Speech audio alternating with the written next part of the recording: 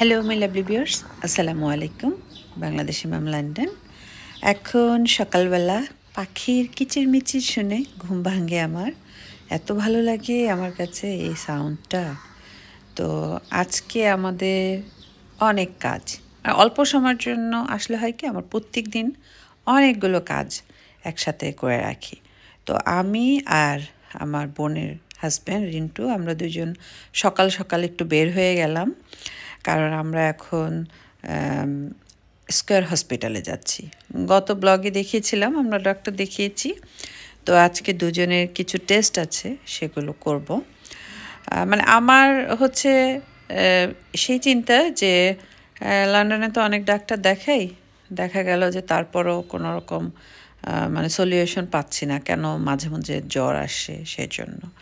তো সবগুলো টেস্ট আজকে করিয়ে দেখব, দোয়া করবেন সবাই। আমরা এখন স্কয়ারের দিকে যাচ্ছি, তবে খুব জ্যামের মধ্যে পড়েছিলাম। তো মনে হচ্ছিল যে আরেকটু সকালে বের হলে হয়তো বা ভালো হতো। আর যতগুলো আমাদের টেস্ট দিয়েছে, দেখা গেল যে সেগুলো করতে করতে দুপুর হয়ে যাবে। আর আজকে দুপুরে জ্যোতি আর রিন্টু, মানে আমার ছোট বোন আর ছোট বোনের হাজব্যান্ড, আমাকে লন্ডনে থাকা অবস্থায় কিন্তু ইনভাইট করে রেখেছিল। ওরা আগে বুক করে রেখেছিল আমার জন্য, যে ওরা আমাকে গুলশান ওয়েস্টিনে খাওয়াবে। তো আজকে হচ্ছে সেই দিন। তো হসপিটাল থেকে এসেই তারপর আমি ওয়েস্টার্নে খেতে যাব।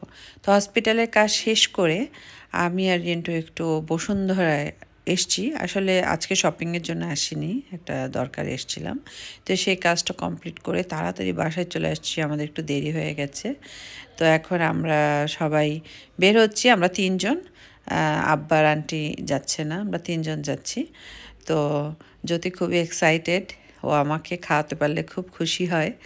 আর আমি এখানে এসে আমার মনে হয় আমি মোটা হয়ে যাচ্ছি, প্রত্যেক দিনই অনেক মানে ভারী ভারী খাবার খেতে হচ্ছে। জ্যোতির ইউনিভার্সিটি বন্ধ ছিল, তাই আমাকেও সময় দিতে পারছে।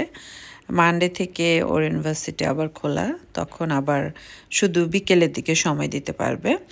তো যাক, আলহামদুলিল্লাহ, আমি অনেকখানি খুশি আছি। তারপর আমার ভাগনা তাহান, ও আমাকে সময় দিয়েছে এবং সামনে আরও সময় দিবে, যদিও আমার ফ্লাইট খুব সুন। তো আর হয়তো বা 3-4 দিন আমি বের হতে পারবো। এখন চিন্তা করলাম যে আগামীকাল আমি আমার শ্বশুরবাড়ি চলে যাব, সেখানে শাশুড়ির সাথে 2-3 দিন সময় দিব। 2 দিন সময় দিয়ে দিচ্ছে, আর যদি মনে হয় যে না আরেকটু কাজ ওই সাইডটায় লাগবে, তখন হয়তো বা আরেকদিন বেশি থাকবো আর কি। তো দেখা যাক, কারণ আমার হাতে আর 4 থেকে 5 দিনের দিন আমার ফ্লাইট, মানে 4 দিন সম্পূর্ণ আছে। তো আমরা গুলশানের দিকে চলে আসছি প্রায়। ভালো লাগে রাস্তার সব কিছু দেখতে দেখতে যাওয়াটা, সে আগের দিনের কথা মনে পড়ে। আমার তো অনেক মনে পড়ে, কারণ ফার্ম গেটে আমরা তেজকুনি পাড়াতে ছোট থেকে বড় হয়েছি। অনেক অনেক অনেক স্মৃতি। একদম 1 বছরে আমাকে নিয়ে আসছিল এই এরিয়াতে আমার মা বাবা। তো এখন তো আমি প্রায় বুড়ো হয়ে গেছি, তাই অনেক স্মৃতি। তো ওয়েস্টিনে চলে আসছি, এখানে ভ্যালেন্টাইন্স ডে উপলক্ষে খুব ভালোভাবেই দেখলাম সাজিয়েছে। প্রথমেই পিঠা ঘর আছে, সেটা আমি পরে দেখাবো, আর আমাদের একটু দেরি হয়ে গেছে। তো একটা টাইম থাকে যে এই টাইমের মধ্যে আপনার খাবারটা শেষ করতে হবে, মানে এই টাইমের পরে রেস্টুরেন্ট ক্লোজ হয়ে যায়। এটা 5 স্টার হোটেল আর কি। তো এখানেও আরেকটা ভ্যালেন্টাইন্স ডে স্টেজ বানানো হয়েছে ছবি তোলার জন্য। এই তো চলে আসছি, এখন আমরা খাবার নিয়ে নিব, কারণ একটু দেরি হয়ে গেছে, সেজন্য তাড়াতাড়ি খাবার নিয়ে নিতে হবে। তো জ্যোতির মাধ্যমে আমি অনেক ভালো ভালো জায়গায় যেয়ে খেতে পারি, ও অনেক কিছু চিনে আমাকে নিয়ে যায়, তো আমার ভালোই লাগে। তো এখন আমরা তিনজন আমাদের পছন্দ অনুযায়ী খাবারগুলো নিয়ে নিব। আমি প্রথমে একটু সালাদ খেয়ে নেব, তারপর হালকা করে অন্যান্য খাবারগুলো খাবো। অনেক রকমের খাবার আছে। তারপর আমার কাছে মনে হলো যে প্যান প্যাসিফিকে যে খেয়েছিলাম এর আগের বছর, না এর আগের বছর না, তারও আগের বছর, তখন আমার মনে হয়েছে সেইটা আরও সুন্দর করে সাজানো ছিল। তো এখানে অনেক কিছু আছে, হয়তোবা এর আগে পরে আরও অনেক কিছু দিয়ে ডেকোরেশন করা থাকে থাকে না যে এক একটা দিনে একটু কম থাকে বেশি থাকে। এখানে চটপটি হতে শুরু করে ফুচকা হতে শুরু করে বিভিন্ন রকম ভর্তা, ভাত item, biryani item, Chinese item সব কিছুই আছে। তো আজকে ভাত খাওয়ার ইচ্ছে নাই, বিরিয়ানি খাওয়ারও ইচ্ছে নাই। মনে হচ্ছিল যে খাবার বেশি হয়ে যাচ্ছে। প্রত্যেক দিনই কিছু না কিছু ভারী খাবার খাওয়া হচ্ছে তো। আর এরই মধ্যে বোনের শ্বশুরবাড়ির যে পিঠাগুলো আসছিল সেগুলোও তো খেতে হয়েছে, যার ফলে আমার নিজের কাছে নিজেকে অনেক টায়ার্ড লাগছে। অনেক সুন্দর সময় কাটাচ্ছি সবাইকে নিয়ে।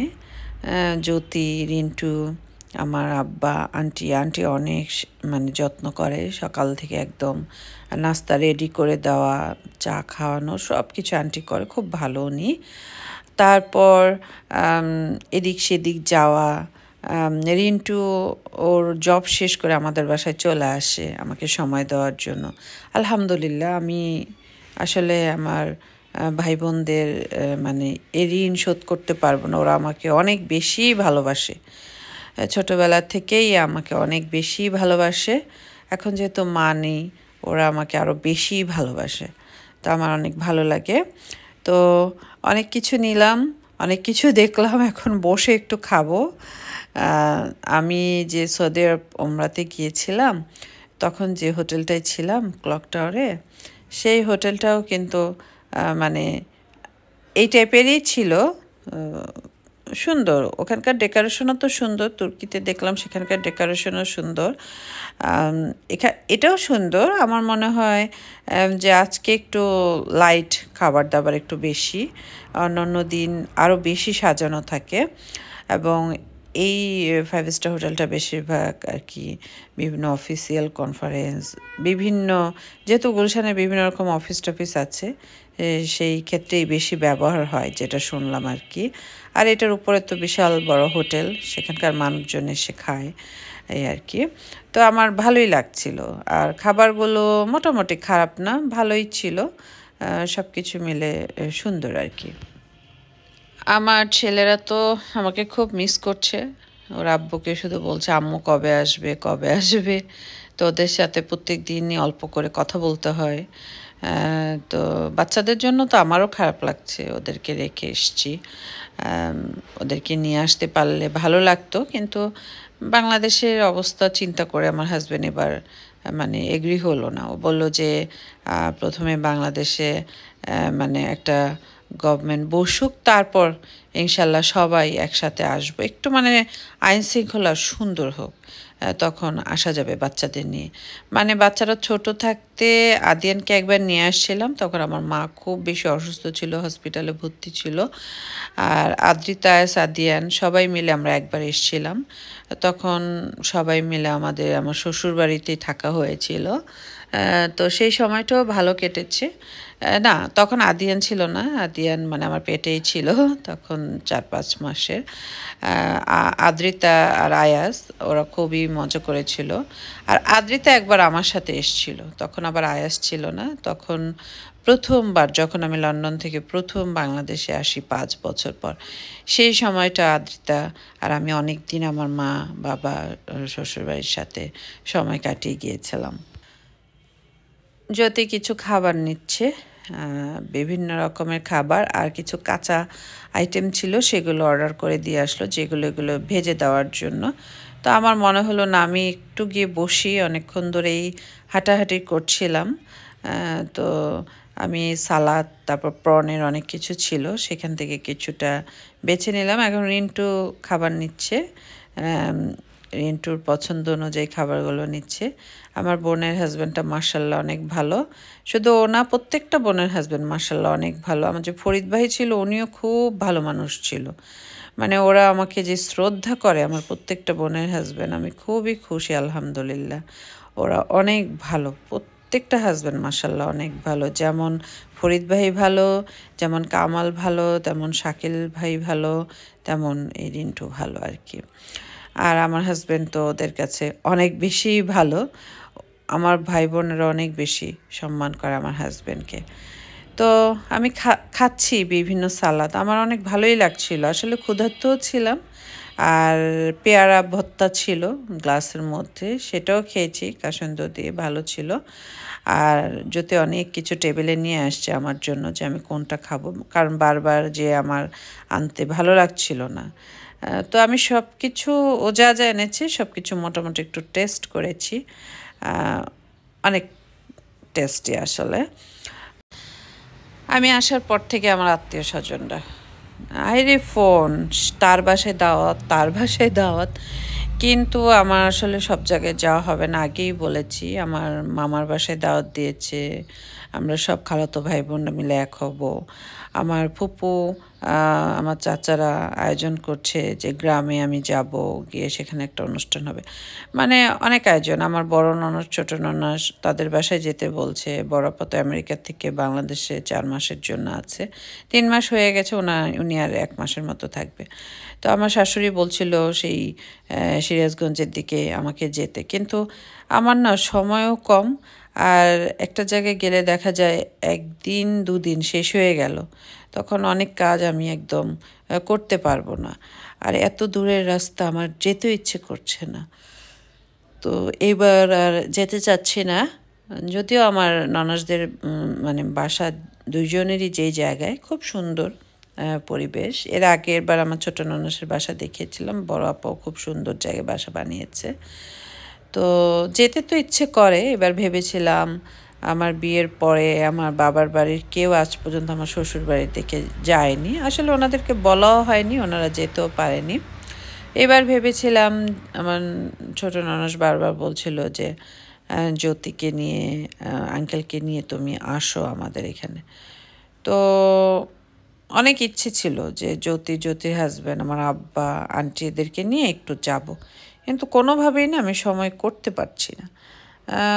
তো দেখা যাক, আল্লাহ চাইতো নেক্সট টাইমে যাব আর কি। আমার আব্বা কখনোই যেতে চাইবে না এখন, কারণ আব্বা বলবে যে 23 বছর হয়ে গেছে আমি কোনো দিন গেলাম না, এখন আর এত জানি আমার শরীরে সইবে না।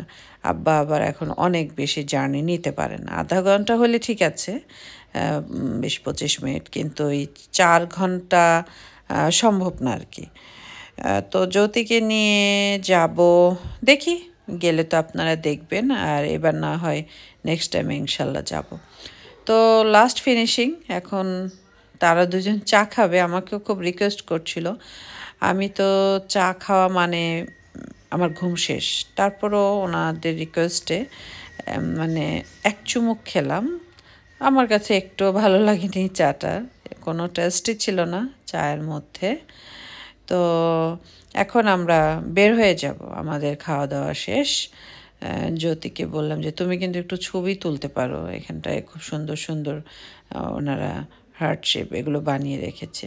তো রিন্টু আর জ্যোতি এখন একটু ছবি তুলবে। আর এই হচ্ছে সেই পিঠার মানে ডিসপ্লে সেন্টারটা।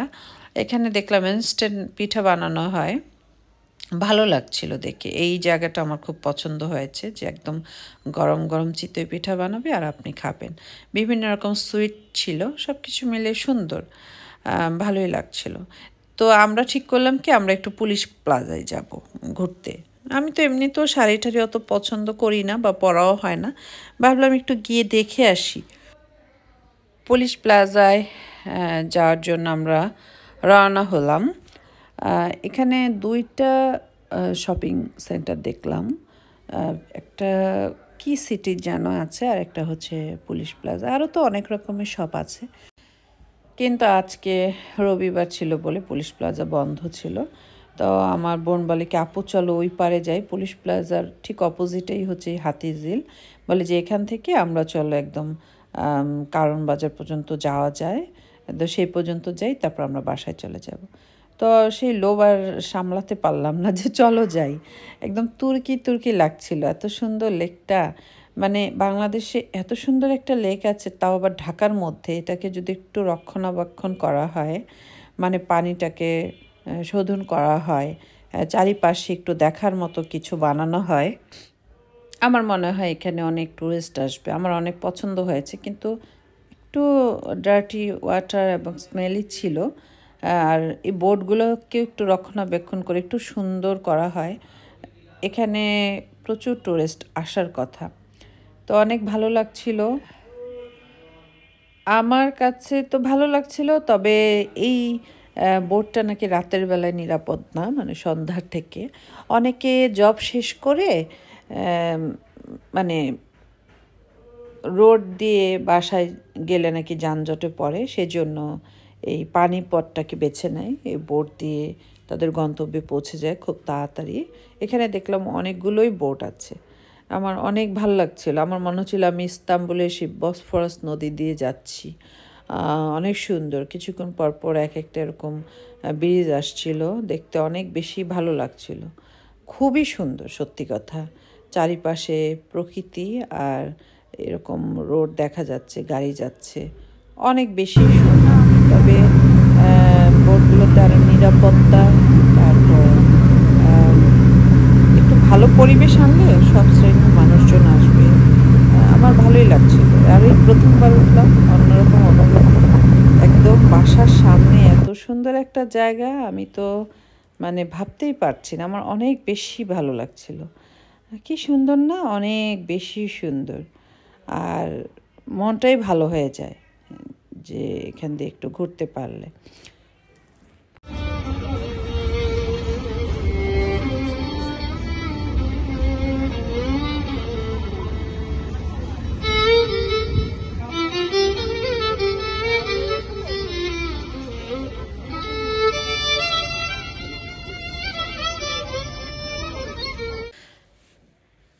তো আমরা যেতে যেতে প্রায় 15-20 মিনিট লাগলো। অনেক সুন্দর, দেখার মতো অনেক কিছু ছিল চারিপাশে, এরকম ব্রিজ প্রায় 3টার মতো পার করলাম। অনেক সুন্দর না, অনেক বেশি সুন্দর। আমার এখন মনে হচ্ছে যে আসলে আরও 4-5 দিন বেশি নিয়ে আসলে আরও অনেকগুলো কাজ করতে পারতাম, আর অনেক ঘোরাফেরা করতে পারতাম, অনেক রিলেটিভদের বাসায় যেতে পারতাম। আর আমার মায়ের দিকে সবাই তো মারা গেছে, শুধু আমার একটা মামা আর একটা খালা সুস্থ আছে, আর একটা খালা অসুস্থ, আর সবাই মারা গিয়েছে। সেজন্য আর যাওয়ার জায়গা কম, আসলে যাওয়ার জায়গা খুবই কম। চাচাদের কাছেও যে যাব, আমার বড় চাচিও বাংলাদেশে নেই, তারপর ছোট চাচিরাও একটু অনেক দূরে থাকে, তো সম্ভব না। দেখা যাক কার সাথে দেখা হয়। আমার একটাই ফুপু, ফুপুর সাথে হয়তো বা দেখা হতে পারে। তো আমরা গন্তব্যে চলে আসছি। এই জায়গাটা আমার এত পছন্দ হয়েছে, খুব সুন্দর। দেখেন নামার পর কত ভালো লাগছে না, কে বলবে এটা যে বাংলাদেশ? আমার তো মনেই হচ্ছে না, মনে হচ্ছে যে আমি তুর্কিতে আছি। অনেক সুন্দর, অনেক বেশি সুন্দর। নেক্সট টাইমে আসলে যদি পরিবেশ ভালো থাকে, ইনশাল্লাহ আবার এখানে ঘুরতে আসব। তো এখান থেকে আমাদের বাসা খুবই কাছে, আমাদের বাসা এখান থেকে 10 মিনিটের মতো। তো বাসার সামনে এত সুন্দর একটা জায়গা, সত্যি অদ্ভুত একটা জায়গা, মন ভালো করার জন্য খুব সুন্দর একটা জায়গা। আপনারাও যারা আসবেন এসে এখানে বেড়াতে পারবেন। যদিও এখানে আরও রক্ষণাবেক্ষণ, আরও আইনশৃঙ্খলা পরিস্থিতি যদি ভালো করে, তাহলে আমার মনে হয় মানুষগুলো এসে বেড়াতে পারবে খুব সুন্দর করে। তো এখন আমরা একদম ডিরেক্ট বাসায় চলে যাব। যদি গতকাল রাতে আমার ঘুমটা ভালো হতো, তাহলে হয়তো এখন আবার অন্য কোথাও ঘুরতে যেতে পেতাম। আমি একদম জেগেছিলাম, একটুও ঘুমাইনি, সেজন্য খুব বেশি টায়ার্ড লাগছিল, মনে হচ্ছিল কখন আমি বাসায় গিয়ে ঘুম দিব। তবে আমাদের আন্টি আছে, আন্টির সাথে এখন আমার দেখা হয়নি। তো এখন আমি বাসায় গিয়ে একটু ফ্রেশ হয়ে আন্টির বাসায় চলে যাচ্ছি। জ্যোতি আসবে না, জ্যোতি বললো যে না তুমি একাই যাও। তো আমাদের 4th ফ্লোরে আমি আন্টির কাছে চলে আসছি, আন্টির জন্য ছোট একটু গিফট এনেছি, সেটা দিতে এসছি। তো এসে আন্টির বাসার 2টো ক্যাট দেখলাম, এত সুন্দর ক্যাটগুলো। ওর নাম লিও, তো বললাম যে আদ্রিতার ক্যাটের নামও লিও ছিল। তো অনেকক্ষণ গল্প করলাম, আন্টি অনেক কিছু খাওয়ানোর জন্য অফার করলো, কিন্তু আমার তো একদম মানে বেলি ফুল, সেজন্য আমি বললাম যে না আন্টি আমি কিছুই খেতে চাচ্ছি না, তবে একটু ড্রিঙ্কস খেয়েছি। তো এইভাবেই দিন কাটালাম। আগামীকাল অন্য কোনো জায়গায়, অন্য কোনো গন্তব্যে। তা আজকে এ পর্যন্ত সবাই খুব ভালো থাকবেন, আমাদের জন্য দোয়া করবেন। আল্লাহ হাফেজ।